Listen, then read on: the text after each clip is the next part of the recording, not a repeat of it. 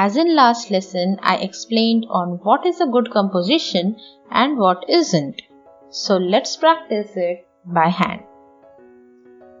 For that, I am using this pastry that I painted earlier with you. Right now it is blank, so let's give it in an environment. I am quickly creating a background style like this. I have also painted with some dark color brushes to give it a space and dimension from below, from above, according to our required choice. Now to compose it well, I think adding a simple accessory will give it a new taste. So with ellipse selection tool, I just created a plate base over here for our subject.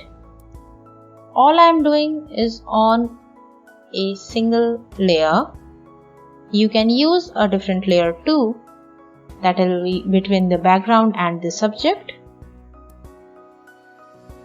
Also play with your creativity to give your composition a different dimension. It could be something with colors and brushes like this.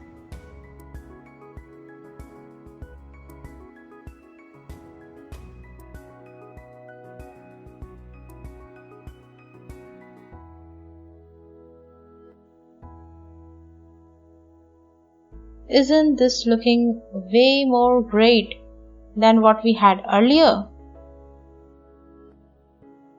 Let's try with another one. For this, I am making a straight background. You can use any of your earlier created background that we created in the making background segment of this class. One of composition variants is the one you are looking right now. For another, we are using a duplicate of this one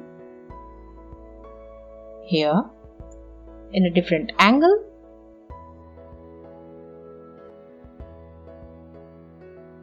Now, with this similar subject, I am going to create a third style.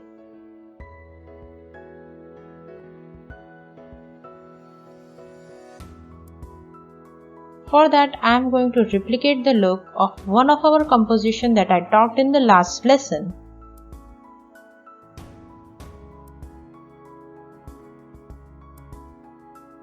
Side by side, making sense of a depth inside.